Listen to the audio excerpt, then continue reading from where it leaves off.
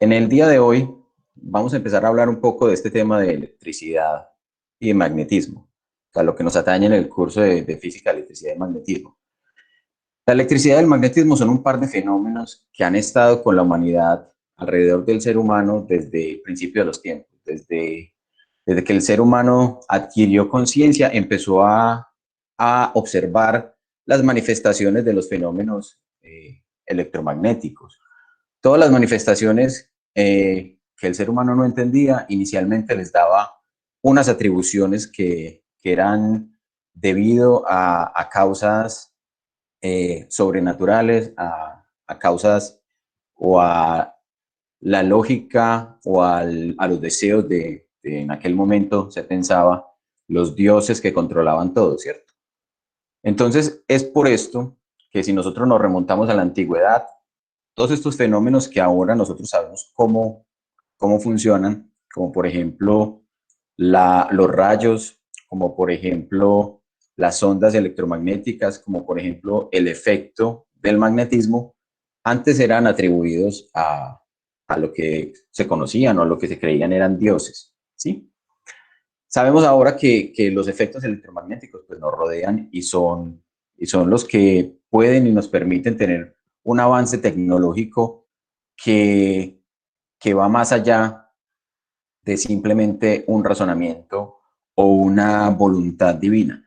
Entonces es como de esta manera podemos hablar de que gracias a que podemos controlar o podemos entender científicamente cómo es que se manifiestan estos fenómenos, podemos tener desarrollos tecnológicos como los computadores, como los radios, como la televisión, tenemos control de la electricidad, tenemos en nuestras casas un fluido eléctrico con el cual podemos realizar una serie de tareas, podemos mover motores, podemos iluminar, podemos calentar.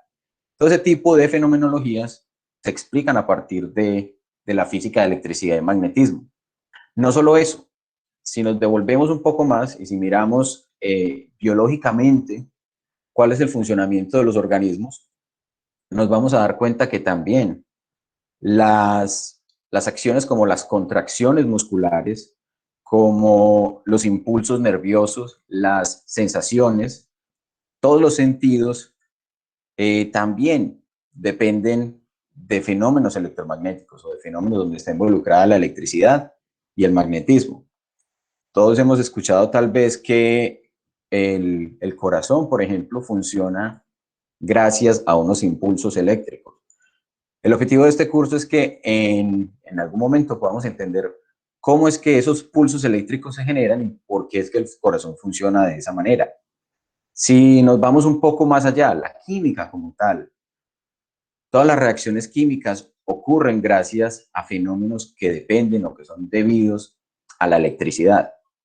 Los pensamientos, la forma como el cerebro funciona, también se puede explicar fisiológicamente desde la electricidad. Entonces, todo esto, ¿por qué se debe? Porque esencialmente la materia como tal, las moléculas, los átomos, están conformados y se pueden explicar desde el efecto o desde la fenomenología de la electricidad. No podríamos tener materia si no tuviéramos esa fuerza eléctrica entre las partículas que conforman los átomos y las moléculas. ¿Está bien? Ahora, yo sé que para todos para todos ha sido un juego el haber tenido, por ejemplo, acceso o el haber jugado con la electrostática. Vamos primero a hacer esto paso a paso. Entonces vamos primero a analizar y a tratar de entender cómo es que el fenómeno electrostático se desarrolló y cómo se fue descubriendo. Para todos yo creo que no es algo nuevo. Vamos a hacer aquí una serie de experimentos que ustedes me disculparán, es los materiales que tengo a la mano.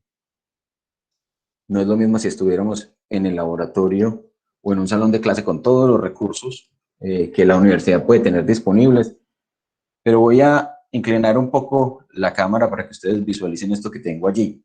Esto no es otra cosa que una hojita de papel higiénico, ¿cierto? Esa hojita o ese pañuelo tiene una característica.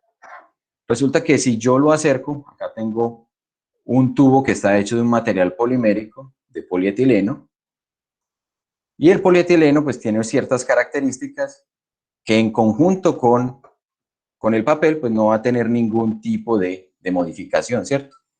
Sin embargo, las cosas empiezan a cambiar un poco cuando yo acerco o cuando yo tengo la experiencia de poder frotar ese polietileno con algo como este plumero. Este plumero está hecho de piel de animal, de piel de oveja o de carnero en este caso. Entonces, si yo froto esos dos materiales, voy a empezar a escuchar, voy a empezar a experimentar algo. En algunos casos ustedes se van a dar cuenta o van a notar que hay un sonido. Voy a hacer silencio para ver si lo logran escuchar. Y ustedes me escriben allí o encienden el micrófono y me dicen si lo escuchan.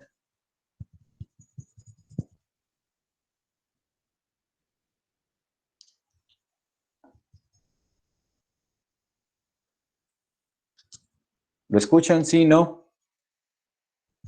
Profe, la verdad no, y Juan, no se escucha, pero uno sabe que cuando hay frote, digamos, con algunos tejidos o algo, se desprenden esas chispitas y Exacto, ok, perfecto. Entonces, listo. Entonces, acá tal vez no lo escuchamos porque el sonido que se produce es bastante pequeñito, ¿sí?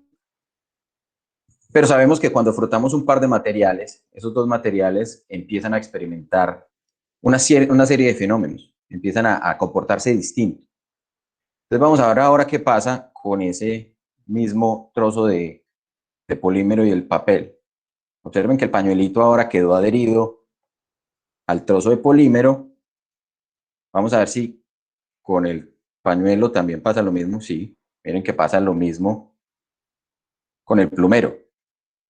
Entonces algo cambió en la estructura de esos dos elementos para que ahora el papel se sienta atraído. Esa misma fenomenología, ustedes dirán, bueno, pero eso pasa con papelitos pequeños, ¿cierto? Resulta que también puede llegar a suceder con materiales metálicos. Acá tengo una hoja de papel aluminio, un trozo de papel aluminio, y observen que ese mismo trozo de polietileno también atrae al papel aluminio. Vamos a mirar si también con el otro funciona. También lo atrae, ¿cierto? Entonces tenemos el caso en que dos materiales que fueron frotados entre sí están atrayendo a un tercer material, independiente de si el material es un material de lo que conocemos como un material conductor o un material que no conduce la electricidad, ¿cierto? El papel, el trocito de pañuelo de papel higiénico, no conduce la electricidad, mientras que el papel aluminio sí lo hace. Entonces, allí está sucediendo algo que la idea es que descubramos qué es. Voy a mostrarles otra experiencia que tengo por aquí. Eso que tengo allí es una bolita, un huevito de icopor que tengo colgado desde el techo. Vamos a hacer el mismo experimento. Vamos a frotar nuevamente nuestro trozo de polietileno y vamos a ver qué ocurre. Es posible que haya algún tipo de interacción entre esos dos materiales, ¿cierto? Nos damos cuenta que en el caso del polietileno también logra atraer esa esferita o ese huevito de icopor. Si hago lo mismo con el plumero, tal vez un poco menos notorio, vamos a frotarlo nuevamente.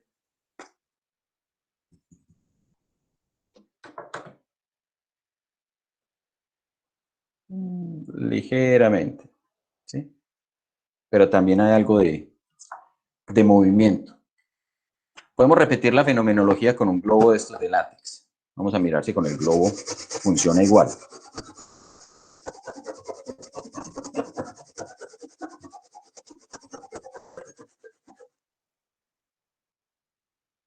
El globo también lo atrae. Vamos a ver que creo que por acá tengo otro globo que no he frotado. Este globo que no he frotado, vamos a ver si no se observa una atracción tan marcada como la de este globito con el que sí realicé la frotación, ¿sí? Ahora bien, todo ese tipo de fenómenos lo vamos a poder explicar a partir del efecto que ocurre en la materia cuando estamos o cuando está interactuando entre sí. Por acá tengo otro par de globos, permítanme los traigo por aquí. Son dos globos de látex. Vamos a ver si se pueden visualizar un poco mejor de esta manera. Esos dos globos de látex, inicialmente, o sea, si yo los intento unir, pues ellos se van a juntar sin problema, ¿cierto?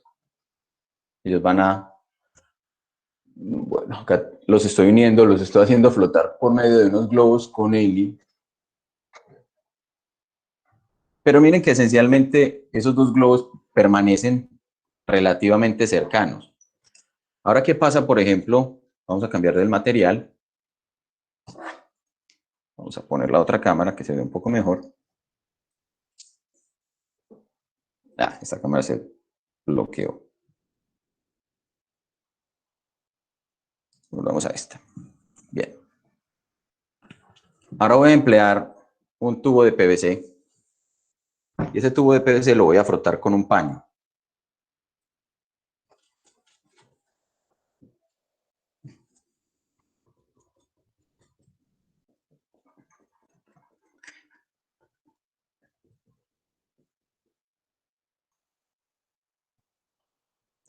Si intento acercar el tubo de PVC al material del cual está hecho el globo, observen que ahora no lo está atrayendo, sino que lo está alejando. Si él trata de alejarse de ese globo.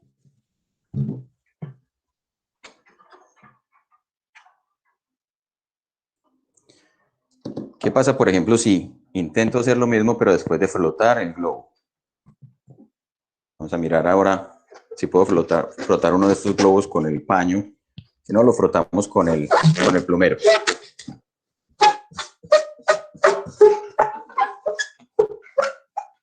En este caso es muy importante hacer la frotación por todos lados, lo más uniforme que yo pueda. Vamos a hacerlo con el plumero.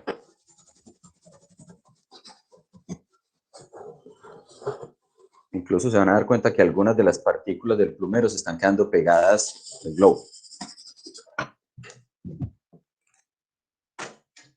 No se quieren desprender. Ahora se me está pegando a mí. Realmente no se quiere desprender de mí.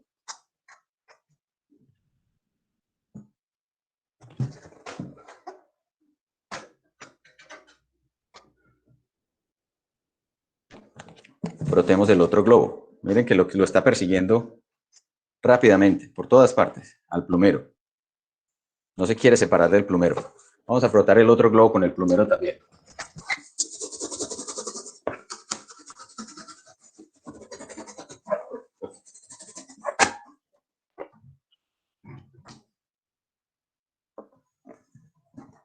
Y observen que los dos globos que inicialmente no tenían problema estando juntos, ahora tratan de alejarse entre sí. Sí, ahora ya no quieren estar juntos. Quieren estar pegados a mí, pero no quieren estar uno cerca del otro.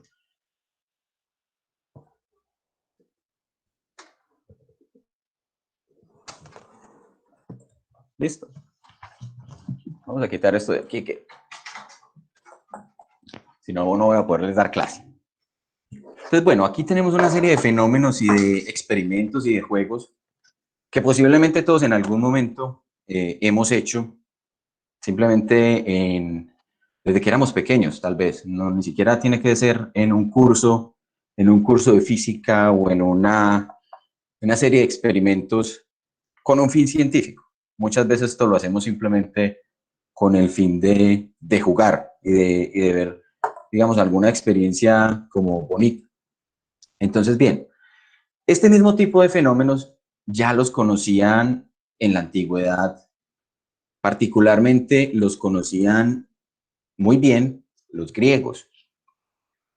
Los griegos entonces tenían una característica y era que ellos de alguna manera relataban y hacían una relatoría y escribían lo que iban descubriendo. Y de esta manera, entonces, fue que, es como logramos tener registros y sabemos de sus avances, ¿cierto? Una de las cosas es que vamos a ir escribiendo ahora aquí en el tablero. Vamos a decir, los primeros que notaron ese tipo de fenomenología fueron los griegos. Y en la antigua Grecia, alrededor del año 600 antes de Cristo, se desarrollaron una serie o se conocían ya, una serie de experimentos con una sustancia particular, una sustancia que se llamaba el ámbar. El ámbar, para que quienes tal vez no lo conocen, no es otra cosa que la resina fosilizada de la savia de los árboles, o la resina de los árboles fosilizada. Ellos, el ámbar, curiosamente la palabra con la que la conocían era, o el nombre que le tenían era electrón. Entonces, con ese nombre, pues entonces ustedes ya eran, interesante, eso se parece un poquito al nombre de una de las partículas que componen los átomos, ¿cierto? Ellos con ese ámbar eran capaces precisamente de jugar, como nosotros lo acabamos de hacer, levantando cositas como hojas secas de árboles, como plumas de pájaros, cosas de ese estilo. Y entonces toda esa fenomenología o todos esos experimentos que nosotros acabamos de hacer, ellos ya los hacían. Ellos hacían levantar pequeños trocitos de un material, así como nosotros lo acabamos de hacer. Yo creo que todos hemos jugado con la peinilla después de frotarla en el cabello, levantando pequeños trocitos de papel. Todos hemos hecho este otro experimento. ¿Sí? Esa misma peinilla, utilizarla para desviar un chorrito de agua. Y entonces, ya sabían entonces que había algún tipo de fenómeno particular, interesante allí.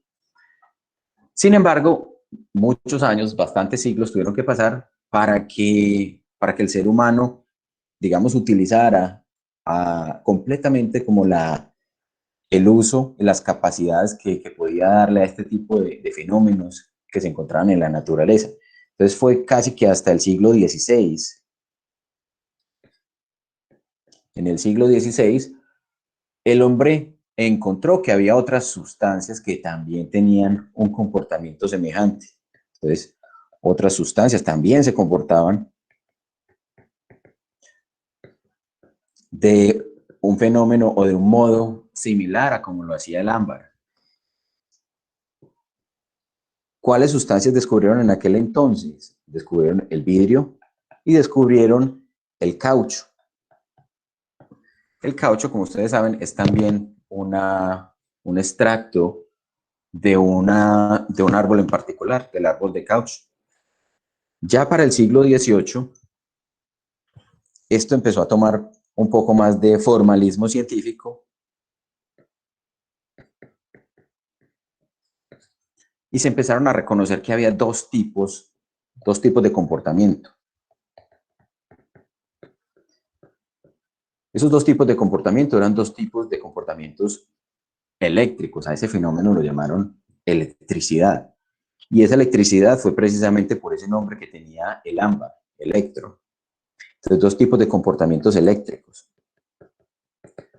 manifestado por los diferentes tipos de sustancias. Entonces, un tipo de comportamiento eléctrico ocurría, por ejemplo, cuando lo que se frotaba era vidrio. Entonces, el uno se manifestaba cuando se frotaba el vidrio y el otro se manifestaba cuando se frotaba el caucho o el ámbar. Como les mencioné, el ámbar es una resina fosilizada de la savia de los árboles y el caucho también es una resina de un árbol, entonces tienen como una naturaleza similar. Entonces miren que más o menos podríamos decir que uno es como el equivalente al otro, solo que con muchos años de fosilización. Si nosotros a esos dos tipos de comportamientos eléctricos, a uno lo llamamos el comportamiento A, llamémoslo al del vidrio, el comportamiento A, y acá al que tiene el caucho o el ámbar lo vamos a llamar el comportamiento B.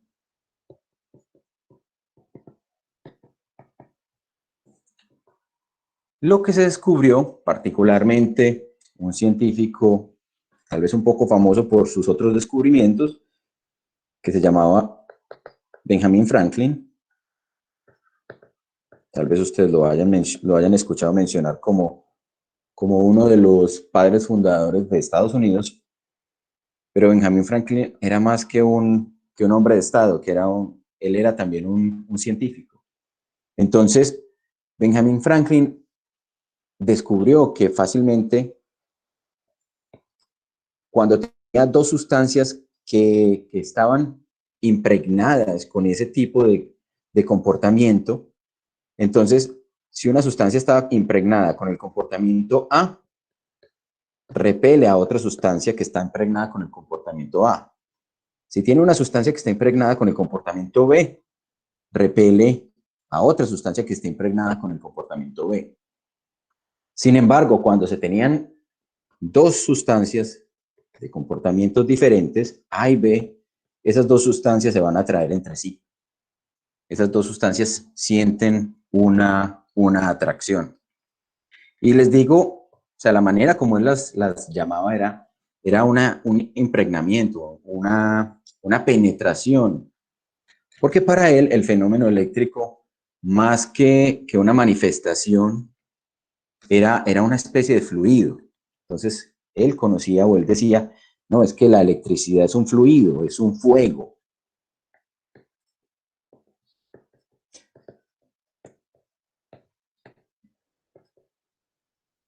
Es un fuego o fluido que impregna las sustancias.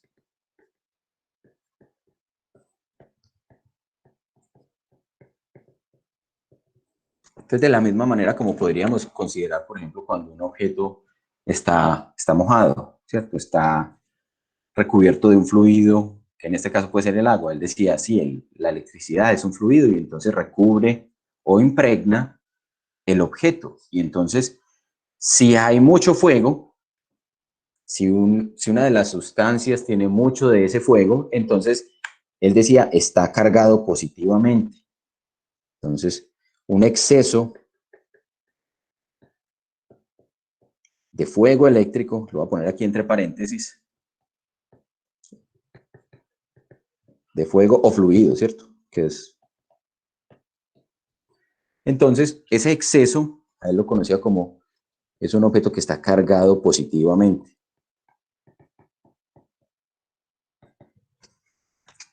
Mientras que una deficiencia o una carencia de ese fuego eléctrico, él lo llamó una carga o un objeto cargado negativamente.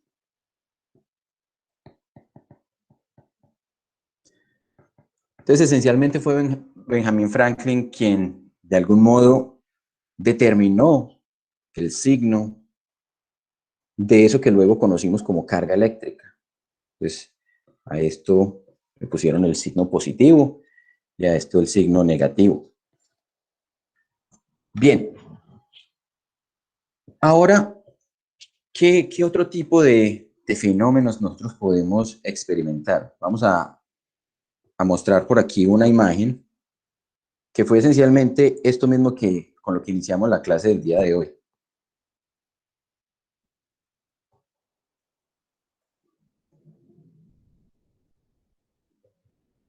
Miren esto que tenemos aquí. Acá tenemos dos sustancias en tres estados diferentes, A, B y C. En el primer estado tenemos ámbar o el ámbar y un paño o un trozo de material en forma de tela. Observen esta clasificación que tenemos acá. Miren que inicialmente el material aparece con un número de cargas o un valor de cargas netas igual a 0. Sus cargas positivas y sus cargas negativas están en la misma cantidad. Y eso ocurre para los dos materiales en el estado inicial.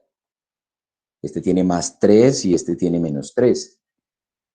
En sumatoria, la carga también va a ser 0.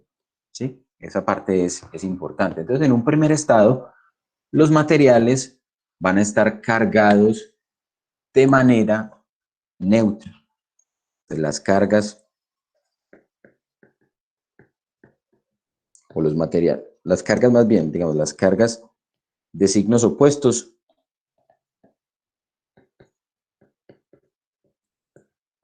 son iguales. Y a ese material que tiene esas características lo vamos a llamar un material neutramente cargado.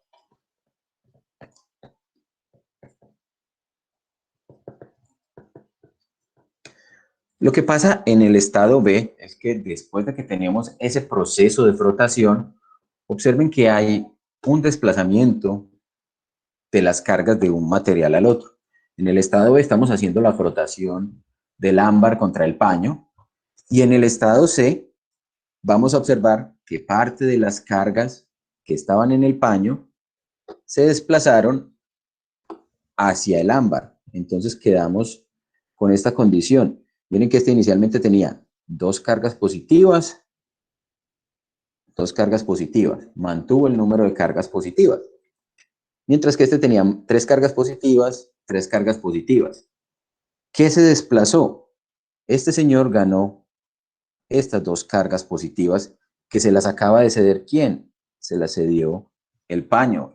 ¿En qué parte del proceso ocurrió eso? Ocurrió durante la frotación. Durante la frotación se alcanzó la energía suficiente para que las cargas o parte de las cargas que tenía el paño se transfirieran al ámbar.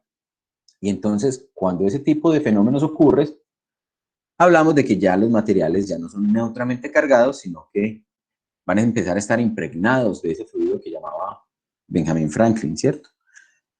Van a empezar a cargarse. Entonces, por ejemplo, en este caso, miren que el ámbar ganó 2 cargas negativas, quedó con un exceso neto de cargas negativas, mientras que el paño quedó con un exceso de cargas positivas. Este material, entonces, el material de la izquierda, quedó cargado negativamente, mientras que el material de la derecha quedó cargado positivamente.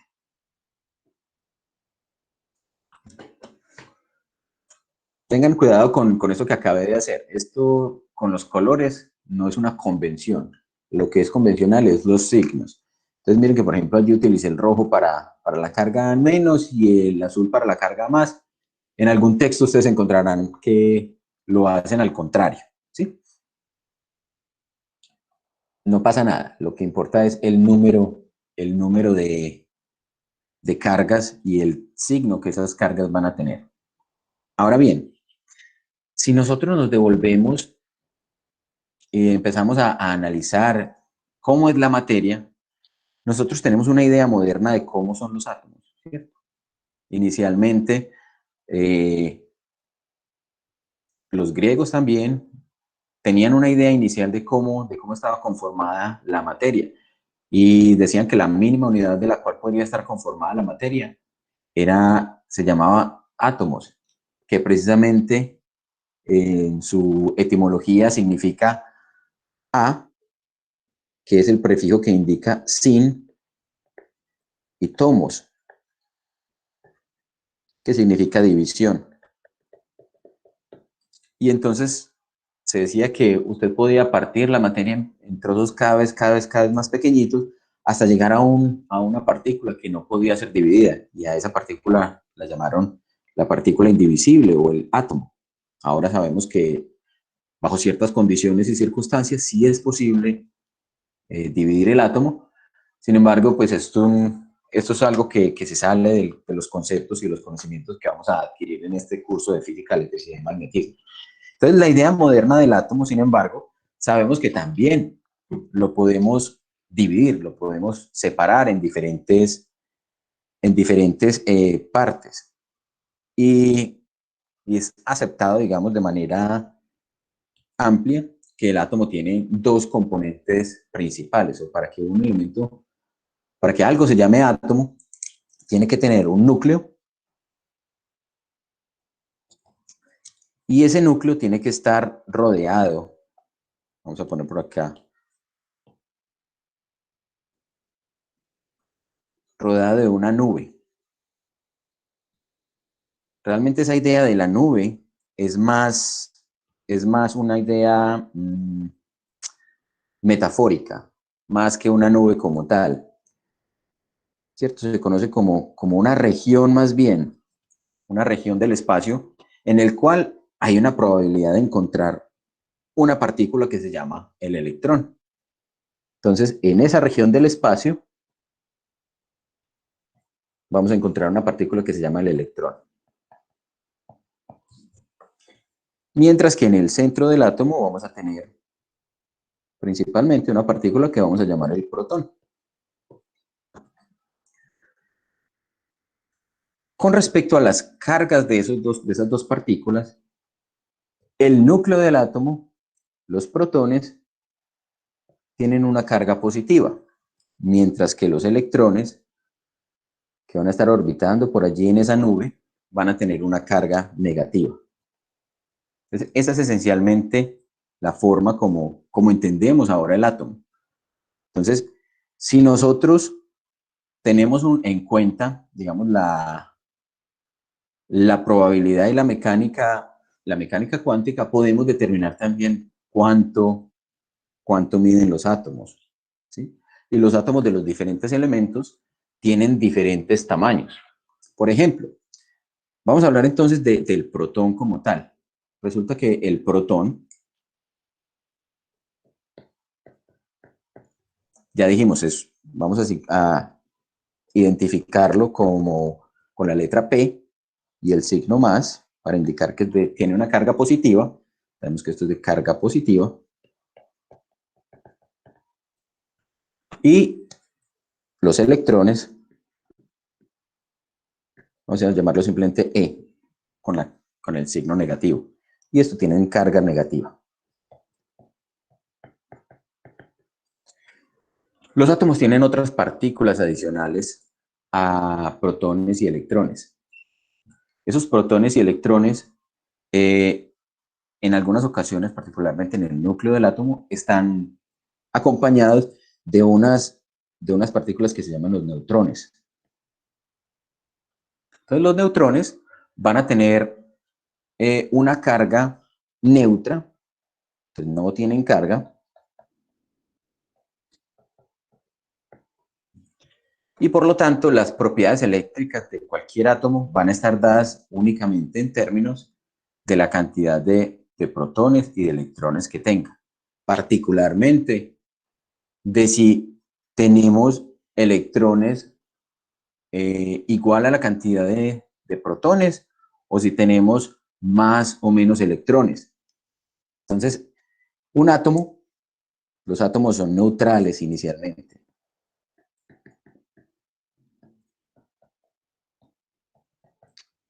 ¿Qué quiere decir que son neutrales? Recordemos esa definición. Acá teníamos el ámbar y teníamos el paño. En el primer cuadro teníamos ambos de ellos, pues teníamos a los dos con la misma cantidad de carga. Entonces habíamos dicho, son neutrales. Lo mismo ocurre con el átomo como tal. Entonces los átomos son neutrales cuando el número de protones equivale o es igual al número de electrones. Resulta que a los átomos les podemos quitar electrones, ¿cierto? Les podemos quitar y también les podemos añadir electrones. Entonces, añadiendo un electrón,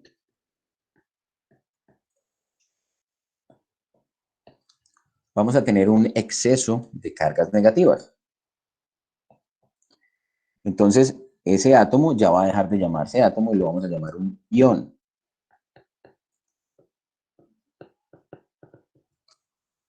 Pero si sustraemos, si le quitamos electrones, quitando un electrón, ese ion se convierte en un ion positivo. Preguntas, dudas, inquietudes hasta ahí.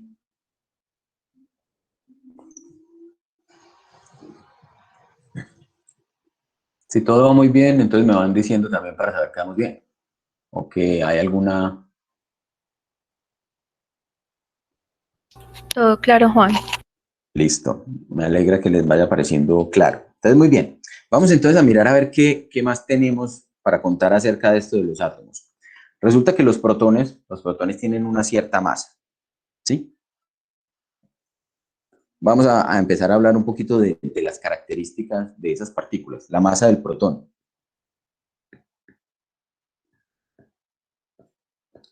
La masa del protón es equivalente a la masa del neutrón. Entonces, cuando nosotros nos encontramos las masas atómicas de los diferentes elementos, están dadas en términos de la masa del protón y del neutrón. Esto es aproximadamente igual. Y aquí este valor que vamos a indicar es una estimación lo más acertada de acuerdo a nuestras capacidades científicas. No voy a dar con todos los valores que está o que ustedes pueden buscar en internet, digamos en una página como Wikipedia, buscan protón y les va a aparecer el valor exacto o el valor más convencional. Entonces vamos a decir que esto pesa 1,67 por 10 a la menos 27 kilogramos. Quiero que miren las notaciones que estoy empleando allí. Miren, estoy utilizando el separador decimal del sistema internacional. El sistema internacional para separación decimal de valores que están escritos en español utiliza la coma. Por allí en alguna parte se encuentra cierta información que dice que si estamos escribiendo en inglés, esos mismos valores los utilizamos o los reportamos, pero con el punto. Porque en idioma inglés utilizan la coma como separador de miles. Entonces, para que no haya de pronto confusión.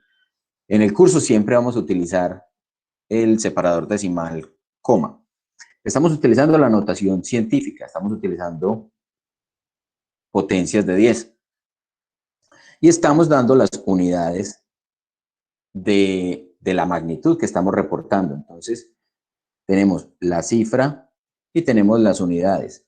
Importante nunca olvidar reportar las unidades, particularmente cuando estemos dando valores o resultados numéricos, ¿cierto? Les voy a insistir bastante, les voy a rebajar si en el examen o en los quizzes ustedes no tienen en cuenta las unidades y las escriben. Una recomendación es utilicen las unidades, o si van a escribir las unidades, es muy bueno tener la costumbre de escribir las unidades en el caso de estarlas reportando, escribirlas dentro de estos corchetes con cuadrito. ¿Qué ventaja tiene eso? Que entonces uno no se va a enredar después, o ustedes mismos no se van a enredar después, pensando que esa unidad está reportando o está implicando algún tipo de variable. Entonces, si la ponen en los corchetes con cuadritos, pues no se van a enredar. Bien, entonces allí tenemos la masa expresada en el sistema internacional del protón. Otra de las cosas importantes a tener en cuenta es que esa masa del protón, comparada, por ejemplo, con la masa del electrón, es varios órdenes de magnitud más grande. La masa del electrón es de 9,11 aproximadamente, 9,11 por 10 a la menos 31 kilogramos. Es decir, cuando hablamos de varios órdenes de magnitud mayor, estamos diciendo la masa del protón es aproximadamente 1830 veces la masa del electrón. Entonces, aquí algo va a estar ocurriendo, ¿cierto? Si yo tengo un par de partículas que interactúan, porque dentro de los átomos, para que esas dos partículas estén allí, tiene que haber algún tipo de interacción. Es importante reconocer y darse cuenta que la atracción gravitacional o que la fuerza gravitacional que una partícula puede ejercer sobre la otra, pues va a ser considerablemente menor comparada con las fuerzas eléctricas.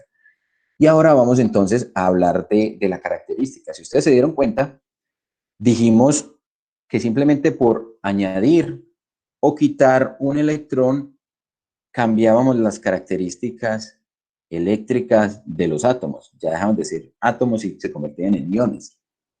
Y es precisamente porque la carga eléctrica, la magnitud de la carga eléctrica más bien, del electrón es igual a la magnitud de la carga eléctrica del protón. Entonces, la carga eléctrica del electrón es igual en magnitud a la carga eléctrica del protón.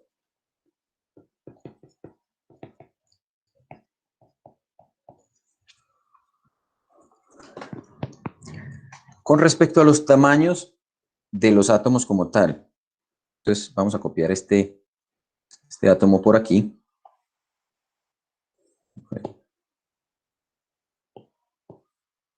Traigámoslo por aquí. Y peguemos otro por aquí.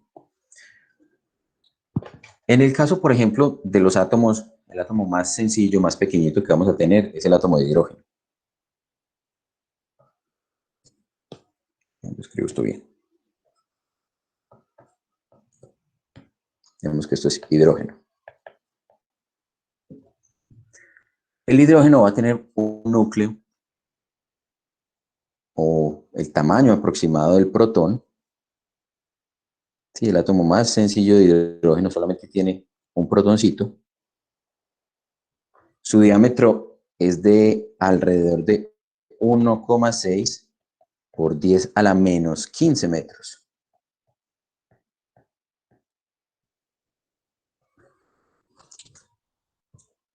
Esos 10 a la menos 15 son equivalentes a o también lo podemos expresar bajo otro nombre, con el prefijo femto. Entonces es lo mismo que decir 1,6 por, 1,6 femtómetros. F minúscula, M. El diámetro de esa nube o de esa región donde la probabilidad de encontrar un electrón, el único electrón que va a tener el átomo de hidrógeno, es del orden de 1 por 10 a la menos 10 metros.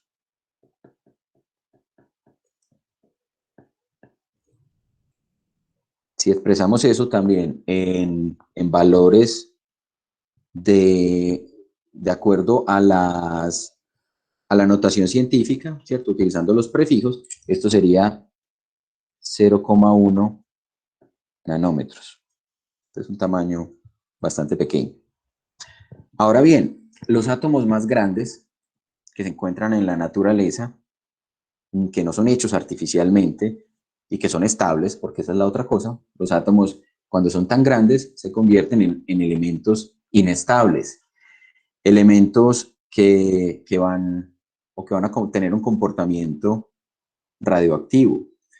Y esa radioactividad no es otra cosa que la manera de los átomos de buscar una estabilidad mayor. ¿Cuál es el problema? El problema es que muchas veces lo que se conoce como la vida media puede ser de varios millones de años. O sea, el tiempo que se tarda una cierta cantidad de sustancia en descomponerse a la mitad puede convertirse o puede ser de varios millones de años. Ahora bien, ¿cuál es el átomo estable que se encuentra más grande que se encuentra en la naturaleza? Es el uranio.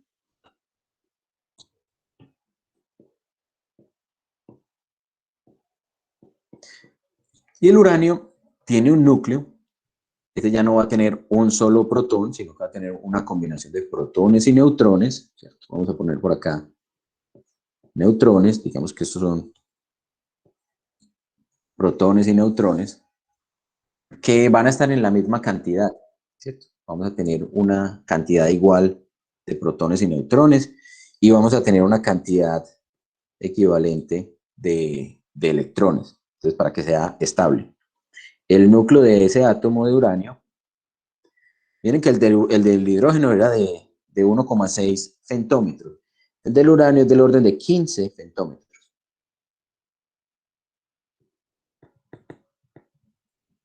Mientras el radio de la nube electrónica es del orden de 3,1 por 10 a la menos 10 metros. Listo. O sea, del orden de 0,3 nanómetros. Entonces, ligeramente más grande. Bien. ¿Qué más les quiero contar el día de hoy? Bueno, vamos por aquí a conversar un poquito de esa característica entonces que tienen los elementos o las partículas cuando están cargadas. Resulta que algunos de los experimentos que Benjamin Franklin encontró era que cuando los objetos estaban más cercanos, entonces, objetos que ya están cargados, ya ahora no vamos a decirles objetos que están impregnados con fluido eléctrico, sino que objetos que están cargados. Y ya sabemos que cuando estamos hablando de objetos cargados es porque tienen un exceso o un defecto o una deficiencia, ¿cierto?, de electrones. Esta parte es muy importante, la voy a resaltar para que nos quede completamente clara. Recuerden, cargar un elemento o hablar de elementos que están cargados involucra quitar o añadir electrones. Nunca vamos a poder cambiar la carga de la materia quitando o incrementando protones. Eso es importante que lo tengamos en cuenta. La materia no se carga quitando o añadiendo electrones. Añadiendo protones, perdón. Y acá pongamos solo electrones.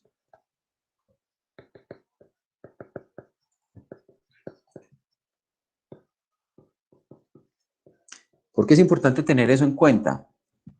Porque si se nos olvida eso, vamos a estar pensando que podemos modificar la materia o que podemos cargarla quitándole, poniéndole protones. Y precisamente, si alguien alguna vez ha escuchado de la alquimia, era precisamente eso lo que los alquimistas querían hacer.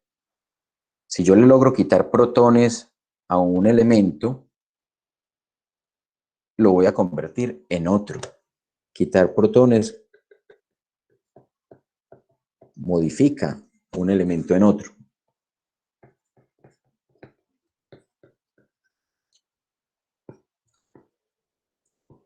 En otro. Y eso es importante precisamente porque lo que les acabo de mencionar acerca del decaimiento radioactivo tiene que ver con eso. Cuando los materiales están en su decaimiento radioactivo, están cambiando, se convierten de un elemento a otro hasta que llegan a un elemento que es estable. Los alquimistas lo que querían hacer era algo similar. Ellos querían coger un elemento como el plomo y el plomo le querían quitar los protones, pues ellos no los conocían como protones, pero sí sabían que era un elemento que estaba relacionado, íntimamente relacionado, y lo podemos visualizar en la tabla periódica de los elementos con el oro. Entonces, si al plomo le quitamos protones, estaríamos llegando y estaríamos obteniendo oro. Eso era lo que querían los alquimistas. Y para eso decían, hay una piedra mágica que es la piedra filosofal que puede lograr eso. Era la receta para lograr eso. Realmente eso no se logró, o al menos no que se haya conocido, si no estaríamos con unas cantidades de oro exorbitantes. Pero eso es lo que inicialmente ellos tenían en mente. Entonces, Observemos entonces que lo que estamos haciendo es manteniendo la carga cuando frotamos los dos elementos. No se nos olvide esa imagen del ámbar y el paño. Si nosotros acá sumamos todas las cargas que teníamos inicialmente, ¿cierto? Acá teníamos 1, 2, 3, 4, 5 cargas negativas. En el caso final, nos vamos a encontrar ¿cuántas cargas negativas? 1, 2, 3, 4, 5 cargas negativas. Y 5 cargas positivas, que eran las cargas que estaban en los materiales inicialmente. Entonces, las cargas también se van a conservar, ¿cierto? Hay un principio que se llama el principio de conservación de la carga.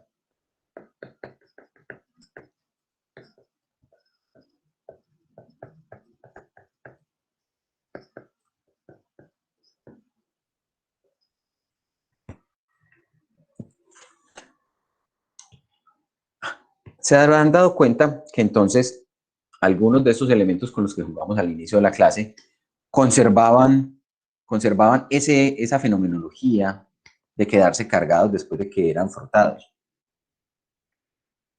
Pero también es posible cargar los elementos o cargar los objetos por medio de un fenómeno que se conoce como la inducción.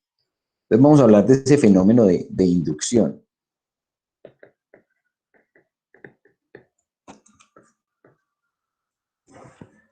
Si yo, por ejemplo, lo que tengo acá es un trozo de material metálico, voy a dejarlo por aquí.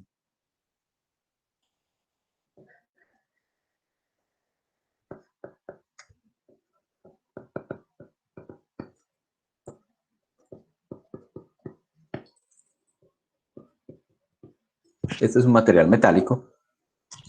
El material metálico pues va a tener inicialmente sus cargas positivas. Tiene estas 5 cargas positivas y va a tener sus cargas negativas. 5 cargas negativas. Resulta que yo vengo con un material que está cargado. Vamos a suponer que tengo esta barra. Esta barra es una barra de vidrio.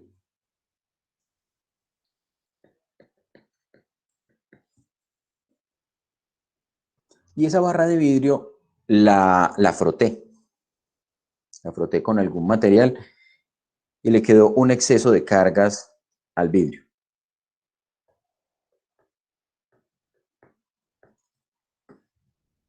Resulta que cuando se frota el vidrio con un material, por ejemplo, como la seda, vamos a ponerle aquí vidrio frotado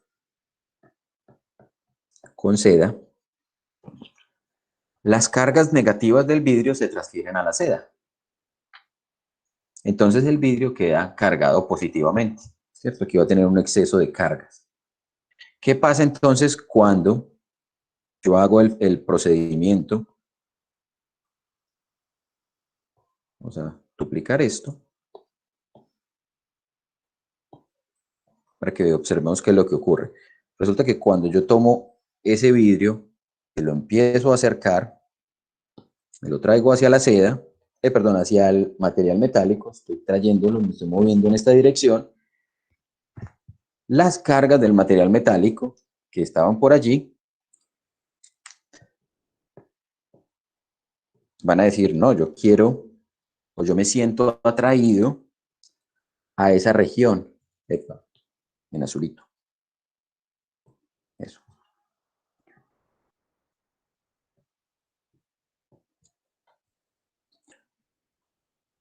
Esas cargas que inicialmente estaban alejadas o que estaban distribuidas uniformemente sobre todo el material metálico, ahora se van a desplazar a una cierta región en las vecindades, en las cercanías, de donde yo acerqué esa barra de vidrio.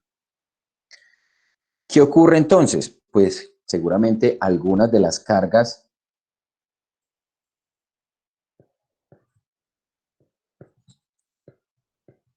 positivas van a quedar sin esas cargas negativas que las estaban acompañando. Miren que aquí tengo un exceso de cargas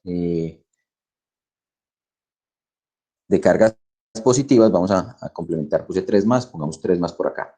¿Sí? No todas las cargas negativas que tiene el material se van a desplazar, pero en su mayoría, digamos, en un fenómeno de un promedio de lo que está ocurriendo, las cargas negativas pues van a desplazarse hacia esta región. Entonces, toda esta zona de aquí va a quedar preferentemente cargada de manera negativa, mientras que toda esta otra zona de aquí, la zona más alejada, va a quedar cargada preferentemente de manera positiva.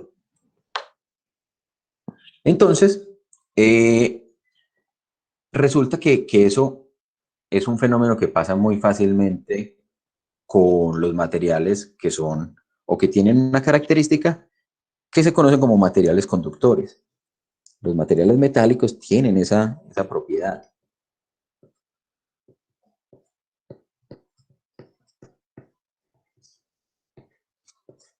Se conocen como materiales conductores. ¿Qué es lo que define un material conductor como tal, o lo que hace que un material sea conductor? Esencialmente va a tener una serie de electrones disponibles. Profe, Hola. disculpa, cuando esta pieza de metal se distribuye como para un lado positivo y para otro lado negativo, ¿eso se puede ver como una transferencia de masa o no? Dentro del mismo material o no. Si consideramos la masa como tal de los electrones, sí, pero digamos que la masa de los electrones sería una cosa considerablemente pequeñita, como para decir que se logra hacer pues, una transferencia de masa dentro del término que se conocería como fenómenos de transferencia de masa, ¿sí? Listo, profe. Luis Alejandro, ¿el oro y el plomo forman amalgamas? No estoy seguro, no sé. Yo sé que el oro y el mercurio forman amalgamas. El plomo no sé si reacciona con el oro de esa manera.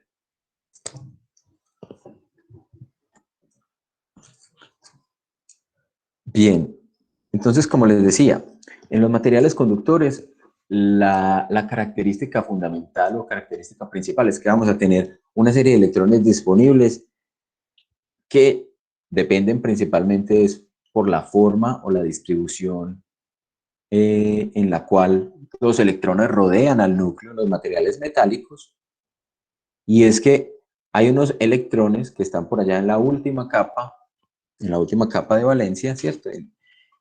Y que más allá de esa capa de valencia se encuentran unos electrones en lo que se conoce como la capa de conducción. Quiere decir, electrones que están sintiendo una atracción electrostática relativamente baja, y que por tanto pues no tienen problema en dejar atrás al núcleo que los estaba hospedando inicialmente, ¿cierto? Entonces, esos electrones van a poderse mover libremente. Entonces, un movimiento libre de electrones.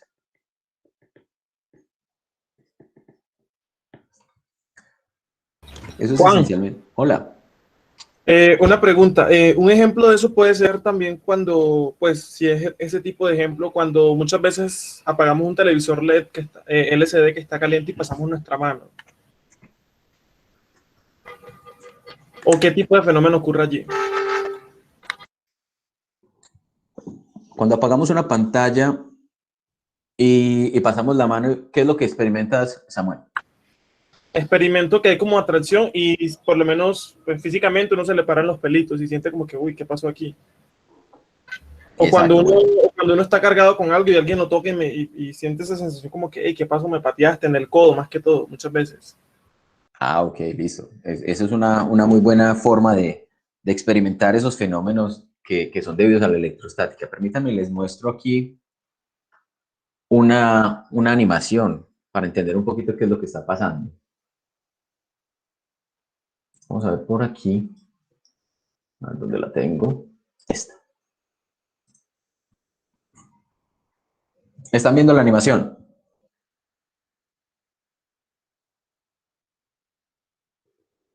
Hola, ¿sí? No, profe, solamente lo que estaba escribiendo. Profe, sí se ve, solo que hay que quitarte pues dejar de tenerte fijo en la pantalla. Ah, ok, listo. Entonces, por favor, para que puedan ver la animación, quitar el pincito o el chinchecito que tiene ahí la pantalla. Bien, para los que ya están viendo en ese momento la animación, pues se darán cuenta, aquí tenemos a John Travolta, y John Travolta era famoso por sus bailes y sus movimientos, ¿cierto?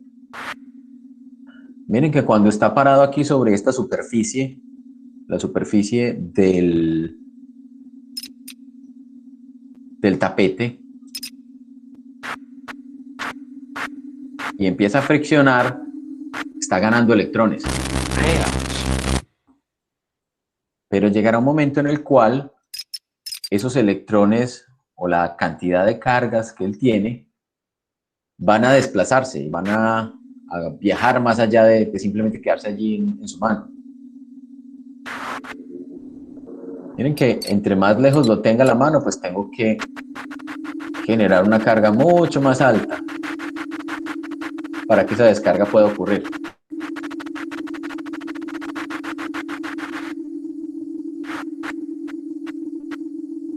Pero apenas mueva la mano un poquitico,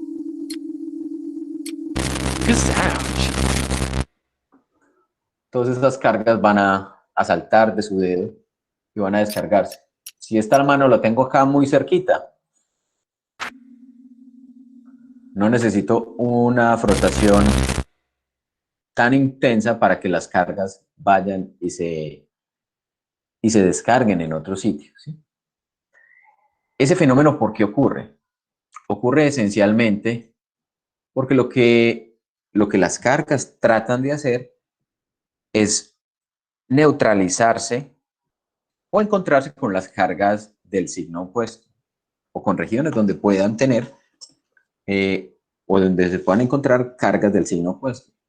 Este desplazamiento, por ejemplo, que estamos observando cuando frotamos el vidrio y lo acercamos al material metálico, ocurre principalmente porque esas cargas negativas se van a desplazar tratando de estar lo más cerca posible de esas nuevas cargas positivas que llegaron.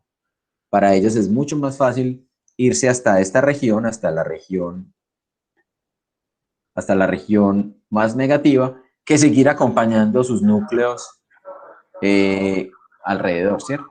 Entonces simplemente ellos van a desplazar, se van a viajar en un movimiento neto que podemos indicar con esta flechita, ¿sí? ¿Qué sería lo que está ocurriendo? ¿Qué pasa cuando por ejemplo, alejamos esa barra de vidrio? O sea, cuando volvemos y de alguna manera tomamos la barra de vidrio y nos la llevamos y la empezamos a alejar. Entonces los electrones dicen, no, pues ya se nos fue la barra de vidrio, o se nos fue esas cargas adicionales, entonces vuelven a su estado inicial, a su estado neutro. Entonces, ese primer tipo de fenómeno o de tipo de carga se conoce como carga por inducción. Listo. Vamos a mirar un experimento que también nos permitirá ver un poquito de esa carga por inducción. A ver si nos funciona. Profe, tengo una pregunta. Cuénteme, Felipe. Bueno, yo quería saber si eso se puede cargar entonces infinitamente. ¿Que si se puede cargar infinitamente qué? O sea, el conductor va a recibir cargas y cargas y cargas y cargas hasta qué momento. Mira que no las está recibiendo por ahora. Él lo único que hizo fue redistribuir las cargas que tenía. O sea, él simplemente cuando estaba en este estado, en el estado neutro, tenía el mismo número de cargas positivas y negativas, ¿sí o no? Pero cuando le acercamos el vidrio frotado o el material cargado que le estemos acercando, él va a redistribuir las cargas, pero no es que van a incrementar el número de cargas. Es simplemente Sí, que... sí, pero en el ejemplo que está dando de Travolta, ok. ahí sí había una transferencia de cargas. Ah, ok, sí, hay una transferencia de cargas que pasa a través del cuerpo, pues, de Travolta, ¿cierto? ¿Qué es lo que pasa? No va a ser infinito. Vamos a llegar a un límite y el límite está dado por el medio que esté rodeando al objeto cargado. ¿Cómo así? Sabemos que en el caso de nosotros, ¿cierto? Cuando nos empezamos a cargar, estamos rodeados de aire. El aire inicialmente es un material que no conduce la electricidad, pero llegados ciertas condiciones, llegados ciertos casos que vamos a discutir más adelante, el aire se puede volver un conductor. Y entonces eso es precisamente lo que está ocurriendo con Travolta cuando se le ejerce tanta carga o cuando recibe tanta carga. Vamos a ponerlo otra vez para que miremos. ¿Sí? Por ejemplo, pongamos la mano ahí. Aquí podemos empezar a contar, cuantificar de algún modo las cargas que tiene Travolta. Mire que cuando alcanza un cierto número de cargas, la región en el espacio o el aire que hay entre el dedo y la puerta o el pomo de la puerta se convierte en un conductor. Cuando estamos muy cerquita no necesitamos frotarlo tantas veces para que esos electrones viajen por el aire. Entonces, aquí vamos a tener una característica, la distancia que hay entre el elemento que está cargado y el elemento hacia donde van a dirigirse las cargas va a importar de acuerdo a la cantidad. Si tengo muchas cargas, la distancia puede ser más grande. ¿Sí? No es que vamos a recibir cargas infinitas. En algún momento se va a llegar a la situación en la que el medio alrededor pues, va a ser lo suficientemente alta la cantidad de cargas como para que salte y se descargue en alguna parte. ¿Sí?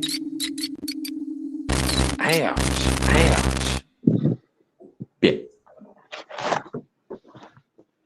Volvamos aquí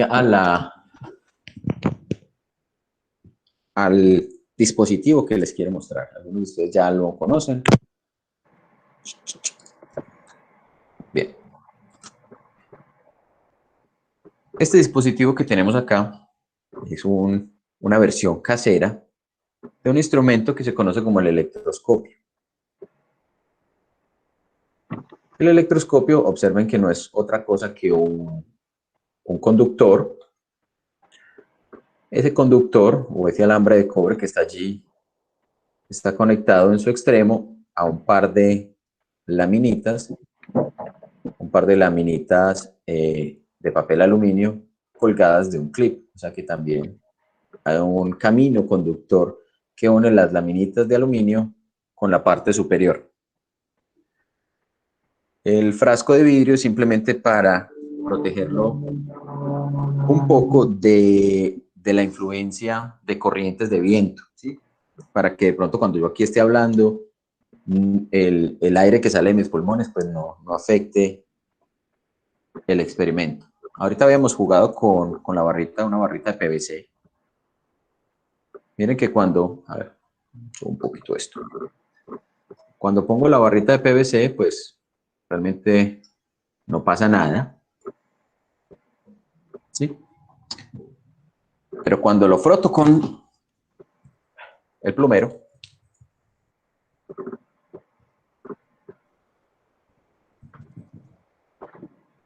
y lo acerco, observen que las dos laminitas se están alejando.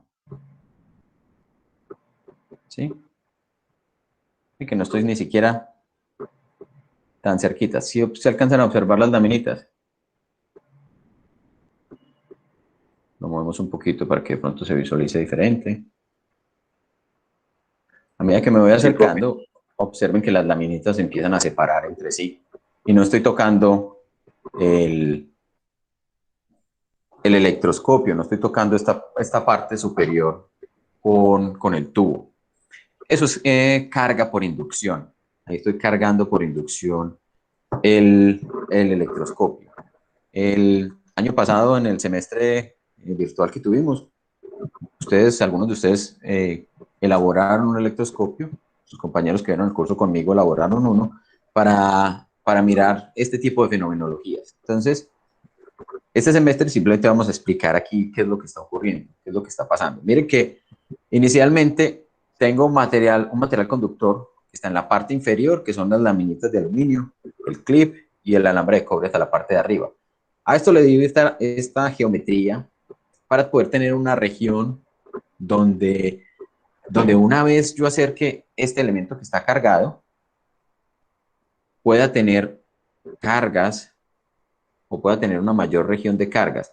Observen una cosa importante aquí, una cosa interesante. Miren que en este extremo del tubo no pasa nada, pero a medida que me voy moviendo hacia el otro extremo, sí observo que hay un comportamiento. Entonces, ¿qué está pasando? Mi tubo de PVC está cargado en este momento, con una característica particular. Solamente tiene un exceso o un defecto de cargas, porque aún no sabemos de qué signo son las cargas, si el tubo de PVC recibió electrones o el tubo de PVC cedió electrones, puede ser cualquiera de las dos situaciones, pero ese exceso de cargas o ese defecto de cargas quedó únicamente en esta región, donde lo froté. En el otro lado, donde yo no lo he frotado, pues no se experimenta eso. Bien, aquí sí, a este lado sí, y las cargas todavía están allí, y todavía lo puedo seguir haciendo. ¿Sí? Entonces estamos cargando por inducción. ¿Qué es lo que está pasando? Esencialmente, vamos a suponer que las cargas que tengo en el electroscopio son cargas negativas. Vamos a suponer que acá tengo un exceso de electrones. ¿Sí? Entonces esos electrones adicionales que le quedaron acá al tubo de PVC, cuando yo acerco al conductor, van a hacer o van a rechazar los electrones que están en el conductor. Esos conductores que van a hacer, se van a ir lo más lejos que puedan. Y lo más lejos que puedan es simplemente desplazarse hacia abajo hasta llegar a las laminitas. Y en las laminitas vamos a tener electrones en una laminita, electrones en la otra laminita. Entonces las laminitas van a decir, ay, soy electrón y soy electrón. Simplemente van a tratar de estar lo más alejadas posible. Porque como comentamos inicialmente, a las cargas del mismo signo no les gusta estar juntas, les gusta repelerse. Supongamos que lo que tuviéramos acá son cargas positivas. Supongamos que tuviéramos una deficiencia de electrones en el extremo que frotamos, que sería el otro caso. Resulta que cuando acercamos ese tubo, lo que estamos haciendo es atraer electrones. O sea, los electrones que están en la parte inferior van a viajar y van a ser atraídos, dejando en la parte inferior, ¿quién? Únicamente cargas de signo positivo. Esas cargas de signo positivo tampoco se quieren entre sí, entonces también se van a separar. Entonces, de esta manera podemos visualizar cualquiera de los dos tipos de cargas. ¿Qué característica tiene esto? Pues, de algún modo podemos cualitativamente verificar la magnitud y saber cuál objeto está más cargado. Por ejemplo, este extremo está más cargado que este. Este no le pasa nada, mientras que este extremo de acá sí ocurre algún fenómeno, que fue donde frotamos. Esta otra barrita de polietileno, no sé si todavía esté cargada. Vamos a ver si de pronto todavía conserva su carga. Ligeramente por aquí, parece que la frotamos bastante. Vamos a mirar una de estas globitos de látex. El látex mantiene la carga muy bien. De hecho, no sé si alcanzan a observar, todavía tiene pelitos del plumero pegados, ¿cierto?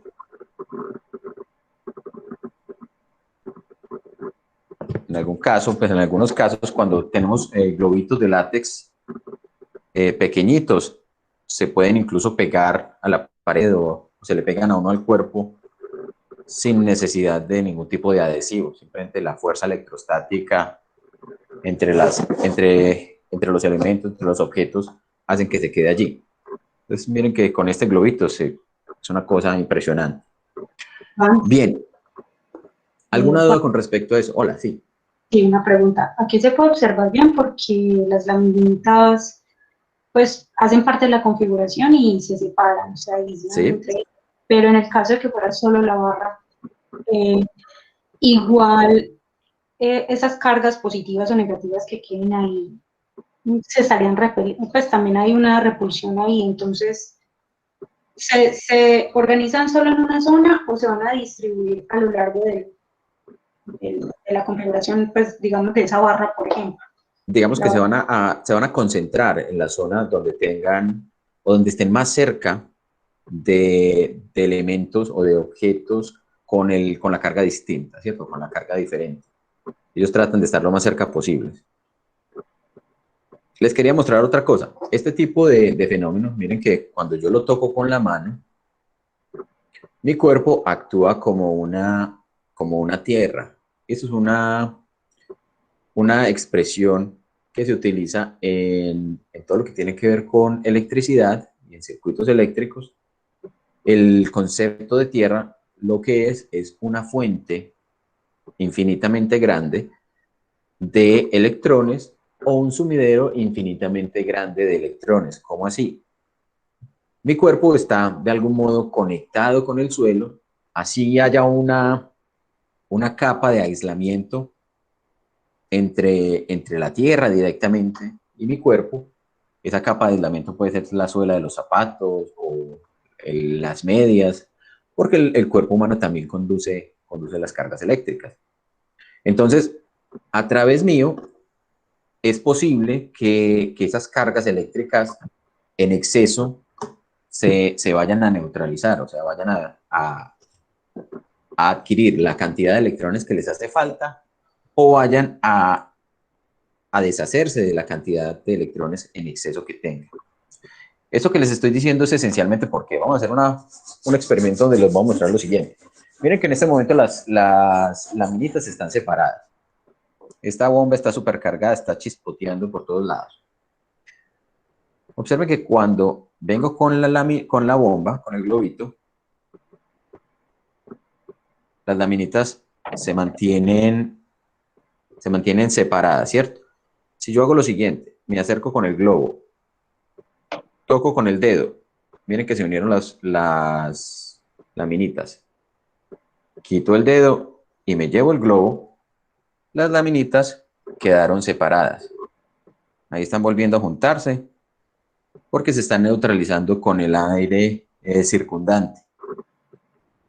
¿Sí? Vamos a volverlo a hacer. A ver si se puede visualizar. ¿Cómo hacemos para que se vea un poco mejor? Tal vez. No sé si lo logré. Que casi no se alcanza a ver aquí. Vamos a hacerlo así tal vez. Hagamos una versión extrema. ¡Au! Se cayó.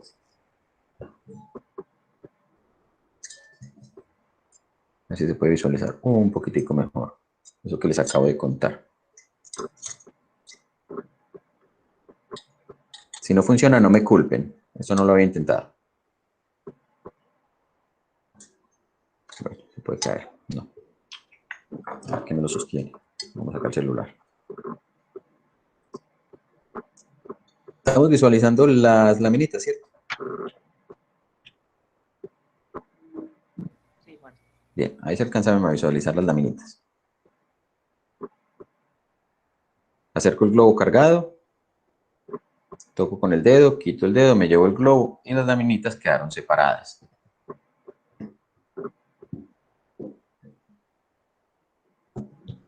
Si toco nuevamente con el dedo después de que esté cargado, estaré nuevamente recibiendo o donándole los electrones adicionales que le están haciendo falta a ese sistema para volverse otra vez neutro. Es esencialmente lo que va a pasar cuando yo nuevamente lo estoy tocando. Bien.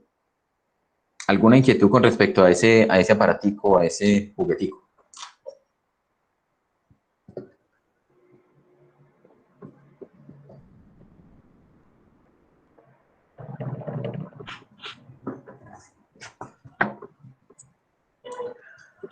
Bueno, si no tenemos ninguna otra duda por ahora, vamos a mirar una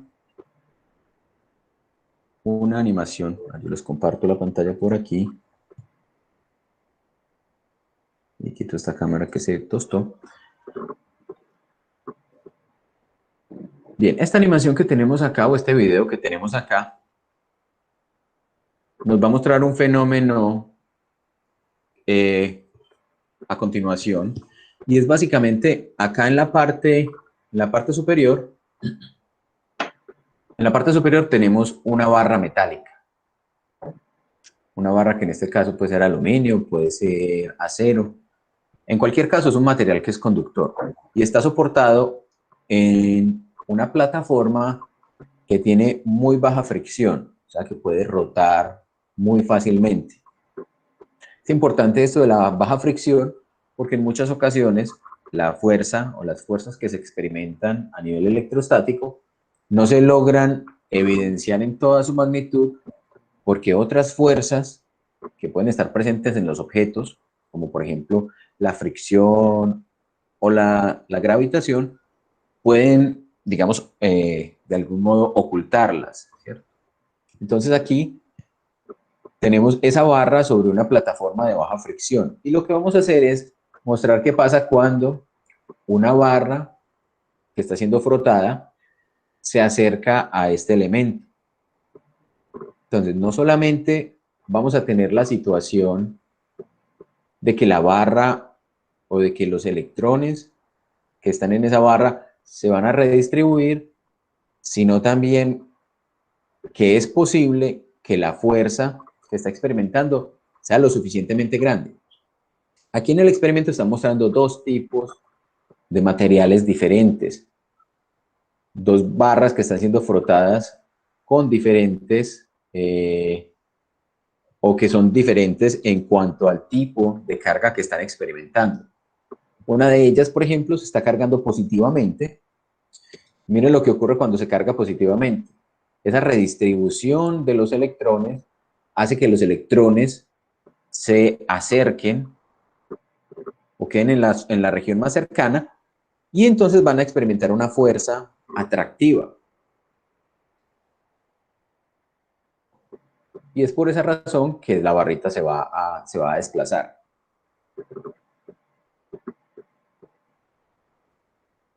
Si tuviéramos la situación opuesta, si tuviéramos la situación en la cual la barra que estamos trayendo es una barra cargada negativamente, entonces los electrones se van a alejar, pero lo que van a quedar más cerca van a ser los protones.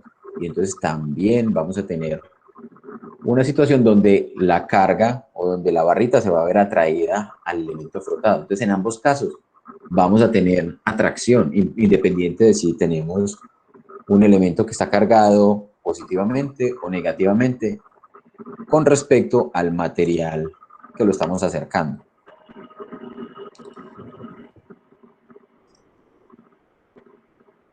A ver, yo hago una cosa por aquí.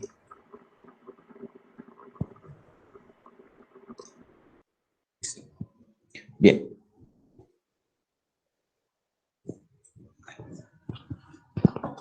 Resulta que esto es lo que ocurre con los materiales que son conductores. Pero ¿qué pasa, por ejemplo, con los materiales que no son conductores?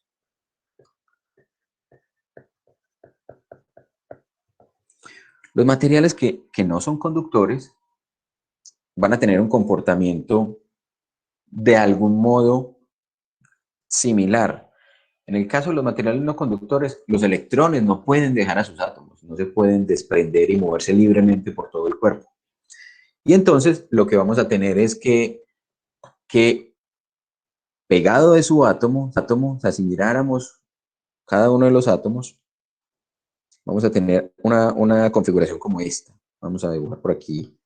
Supongamos que este es nuestro átomo. ¿Cierto? Habíamos dicho es una nubecita. Y de algún modo, pues los elementos están conformados por átomos que van a estar arreglados de una cierta forma. Supongamos que esto es un elemento cuyos electrones no pueden desprenderse de los átomos. Entonces vamos a tener aquí, ¿cierto?, los diferentes átomos con núcleos en su centro.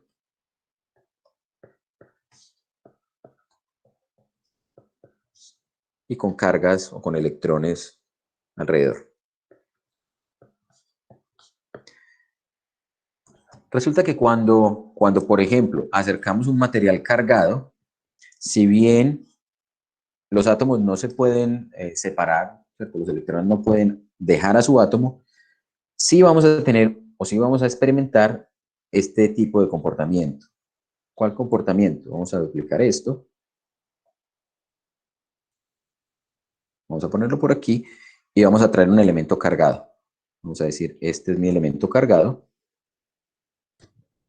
Y ese elemento tiene un exceso de cargas positivas. Porque lo froté con otro para que le cediera sus electrones. Entonces, cuando lo acercamos, los electrones de esos átomos van a sentir una atracción, van a sentir una preferencia para estar en esta región, ¿cierto? Sin desprenderse de sus núcleos. Voy a borrar esto de aquí. Ahí estoy borrando las nubecitas, pero ustedes me entienden que lo que quiero es borrar las carguitas negativas que estaban posicionadas inicialmente. ¿Sí? Listo. Entonces, borremos todo esto, ¿cierto? Entonces, esencialmente, ¿qué es lo que ocurre con cada uno de los átomos de este material que en términos generales, de todo este material que teníamos aquí, es que va a sentir que sus electrones van a estar desplazándose también en el interior de cada átomo en esta región, en esta dirección. Haciendo que también haya una diferencia entre la fuerza que va a experimentar el objeto como un todo con respecto a la barrita. Y es por esa razón que podíamos hacer cosas como, por ejemplo, el experimento que hicimos al principio de coger el trocito, el pañuelito de papel con el elemento que frotamos. Exactamente por esa razón. Porque también está sintiendo una inducción. Listo.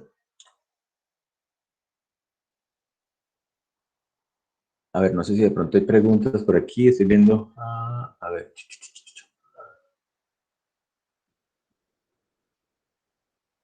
A ver, Michael. A ver, me devuelvo por aquí. Michael Andrés estaba preguntando que tenía una inquietud respecto al polo tierra y lo de sumidero de electrones.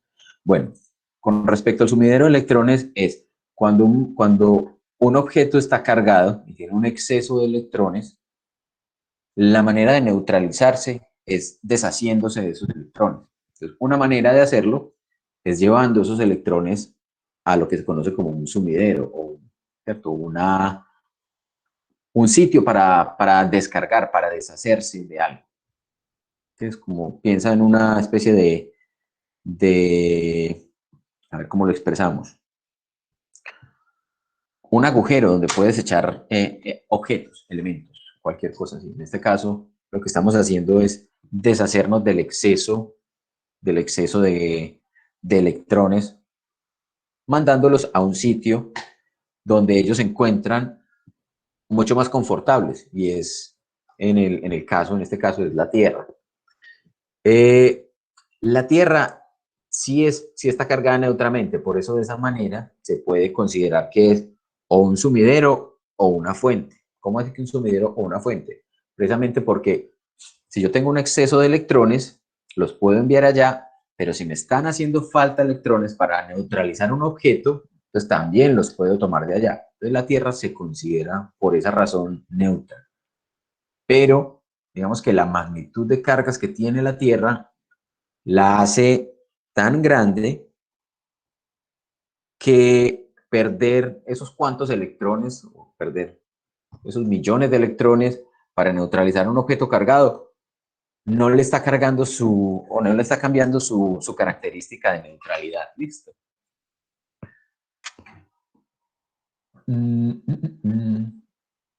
Listo, Ricardo dice más bien cargado positivamente de manera masiva. Realmente está cargado neutro.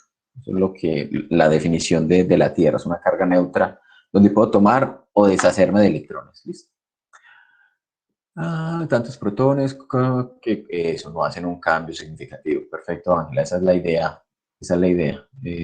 Si se van los protones y los electrones, pues si se van los electrones, que son los que se desplazan, no le cambia significativamente las condiciones. Bien. Listo.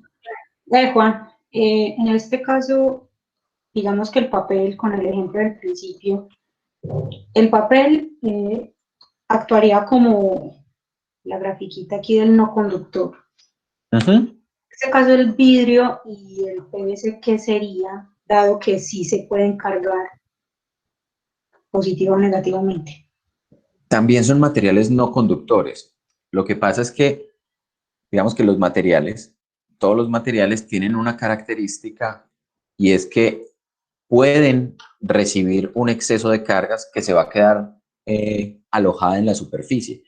Por esa razón es que, por ejemplo, cuando yo froto el globo de látex, él recibe las cargas o se deshace de las cargas y, y se queda así, se queda cargado por mucho tiempo. O sea, queda con ese exceso o con ese defecto de electrones por un tiempo muy largo. No es que esté, no es que sea un material conductor particular, no es que más bien es capaz de acomodar en su estructura o en su superficie más bien esas cargas adicionales que le estamos impartiendo, que le estamos transfiriendo. Por aquí les voy a mostrar otra animación que de algún modo es como algo similar a lo que hemos hablado, ¿cierto? Todas estas simulaciones las van a encontrar ustedes en una página que se llama FET de la Universidad de Colorado en Estados Unidos. Les voy a compartir el link para que ustedes las puedan visualizar y para que puedan utilizarlas como apoyo. Muy posiblemente en los laboratorios las vayan a emplear para las prácticas, ¿cierto? Es una de las herramientas que hemos empleado desde la virtualidad para poder tener un acercamiento a estos fenómenos. Entonces miren que acá, por ejemplo, en esta animación tenemos un suéter, tenemos un globo y tenemos una pared. Esa pared la podemos quitar o poner, ¿cierto? Entonces miren que inicialmente pues no pasa nada, el globo se queda en la posición en la que la dejemos, pero algo que fue exactamente lo que me ocurrió ahorita, y es que cuando froté el globo, después de que lo soltaba, el globo ya no se quería quedar donde estaba, sino que se quería venir y pegarse a mí. Exactamente esto le está pasando al globo. Él viene y ¡pum!, se quiere pegar a mí. Si tuviéramos dos globos, vamos a coger un segundo globo. Froto el primer globo y dependiendo de donde lo suelte, él se va a ver o atraído a la pared o se va a ver atraído al suéter. Froto el segundo globo.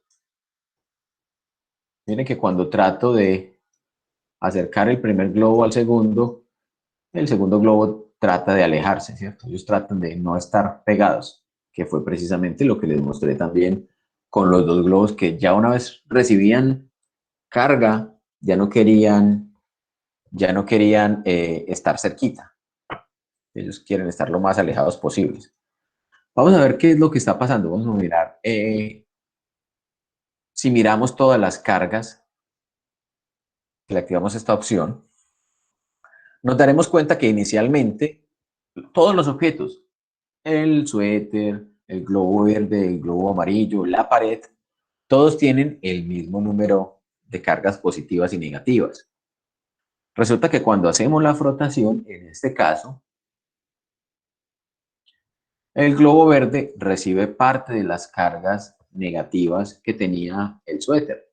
Y entonces, por esta razón, el globo verde se ve atraído hacia esa zona donde tenemos un exceso de cargas positivas. Si lo atraemos y si lo traemos por acá, observen que ese exceso de cargas negativas es capaz de modificar el acomodamiento, la estructura que tienen las cargas de la pared, de tal manera que haya una menor distancia entre las cargas positivas y las negativas que entre las cargas negativas y las negativas del globo, y entonces se obtiene o se logra tener una atracción entre los dos objetos. Si hacemos lo mismo con el otro globo, lo ponemos a ganar cargas también negativas frotándolo, entonces También podemos pegarlo de la pared. El problema es que como tenemos al otro globo, entonces no va a querer estar cerquita. Hay muchas más cargas, se siente mucho más cómodo estando por acá. ¿Sí? Bien. Si lo cargamos excesivamente, observen que las deformaciones que puede llegar a lograr en la configuración de los electrones de la pared es bastante significativa. Pero inmediatamente se aleja de la pared, va a encontrar que la fuerza atractiva o que las cargas positivas que tiene el suéter lo atraen con mucha mayor fuerza a si lo dejáramos cerca de la pared, ¿cierto? Esencialmente va a ser muy complejo encontrar una posición por acá intermedia en la cual las fuerzas se repelan, ¿cierto? Que las fuerzas sean de la misma magnitud. Bien. No sé si de pronto tienen alguna duda, alguna inquietud con respecto a esto que estamos Juan, yo tengo una mencionando. pregunta. Cuéntame. ¿Es posible calcular el tiempo en que las cargas, por ejemplo, ahí como estaba en el globo verde, las cargas negativas queden en el globo? ¿Es posible calcular eso? ¿Cuánto tiempo? ¿O no se sabe? O sea, cargarlo y dejar la simulación corriendo hasta que se vayan deshaciendo, pues como desprendiendo. Creo que esta simulación no tiene esa característica. Esta Pero pues, simulación bueno, la simulación no, pero eso es posible calcularlo. Pues uno, digamos, poder calcular eso. tendrías que tener unas condiciones muy controladas, porque a ver, cuando un material que está cargado se deja, digamos, en unas ciertas condiciones más bien, la manera de descargarse es por medio de interacción con moléculas que les esté haciendo o les esté sobrando esa carga. Supongamos, yo tengo acá el globo y lo froté y me gané, no sé, esas 8 cargas. ¿Sí? Me gané 8 cargas aquí negativas. Si no tuviéramos, vamos a quitarle la pared, si no tuviéramos la pared ni el suéter, el globo quedaría allí cargado con esas 8 cargas negativas. ¿Cómo se descargaría? Se supone que alrededor del globo pues está en contacto con moléculas que están en la atmósfera. Esas moléculas, algunas de ellas van a ser neutras, ¿cierto? Podríamos tener moléculas que tengan el mismo número de protones y electrones, entonces van a estar neutras, pero algunas de esas moléculas van a estar cargadas positivamente, o sea, les van a estar haciendo falta electrones. Y entonces cuando esa molécula interactúa con la pared o con esa región donde está cargada, empieza a tomar las cargas negativas y empieza a descargar este objeto.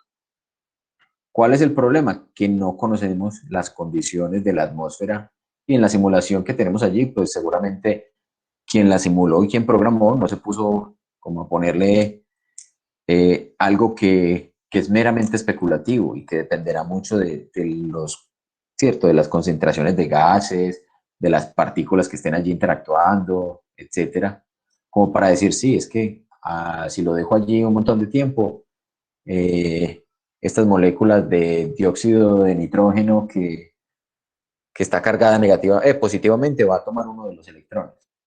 Eso es como esencialmente lo que ocurriría, por ejemplo, en la vida real. Pero poderlo calcular creo que no se ha hecho. No tengo conocimiento de que alguien haya medido o cuantificado eso. No sé si eso responde a tu pregunta. Sí, no, tendría como una duda ahí existencial. Bueno, sí, esas dudas existenciales es bueno tenerlas para poder entender la fenomenología de las cosas, ¿cierto? Es muy interesante. Bueno, por el día de hoy, chicos, creo que no tengo nada así nuevo para contarles de que no les haya contado.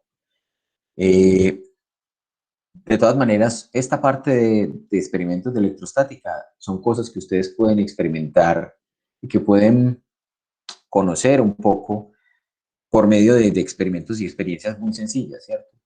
lo que mencionábamos inicialmente, jugar con la peinilla, jugar en ocasiones con algunos tipos de tejidos, de ropa que uno tiene, que cuando se la quita, siente que los pelitos se le paran, que el cabello se le para, que siente las chispas o las escucha, ¿sí? Caminar, por ejemplo, en una alfombra y después tocar un objeto que esté en contacto con la tierra o tocar a alguien y y pegarle una encalambrada, ¿cierto? Ese tipo de cosas es muy fácil de experimentar, ¿cierto? Y de jugar con eso. Para quien sea muy curioso, puede hacer un electroscopio como el que les mostré. El electroscopio no es un instrumento muy complicado de fabricar. Realmente, si les soy honesto, esta mañana, antes de la clase, paré en un home center, compré un trocito de alambre y con unas pinzas y un alicate lo corté, lo doblé y cogí un clip, corté 2 laminitas de papel aluminio, cogí un florero de mi esposa y le puse la tapita de un portavasos. Eso fue todo lo que hice. Me demoré 30 minutos haciéndolo. Digamos que me demoré más encontrando los globos y encontrando el plumero para poder hacer esos 2 experimentos de esta clase. Entonces pueden jugar con eso. Una de las cosas que ustedes van a observar es que muchas veces el mismo material frotado con 2 sustancias o con 2 objetos diferentes puede tener comportamientos distintos. Eso es algo de lo que vamos a mencionar en la próxima clase y posiblemente lo van a ver ustedes en el laboratorio, y es algo que se conoce como el fenómeno triboelectrostático. Vamos a escribirlo por aquí.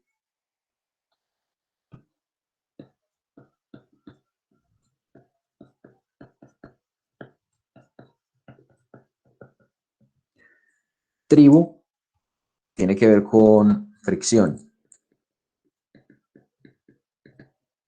Y electrostático, pues estamos hablando de cargas eléctricas que no están en movimiento, porque una de las cosas importantes es siempre que tenemos este tipo de fenómenos, las cargas eléctricas se mueven hasta que llegan a una configuración en la que se anulan o ya no tienen cómo moverse más, ¿cierto?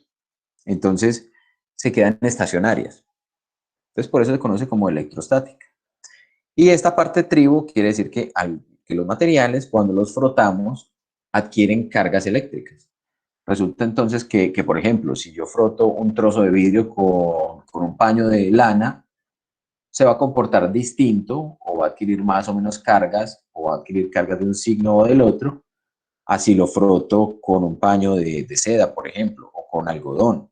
Entonces hay una tabla que se conoce como la tabla de materiales o de propiedades triboelectrostáticas, que me dice cuáles materiales son más susceptibles de ganar o de ceder electrones.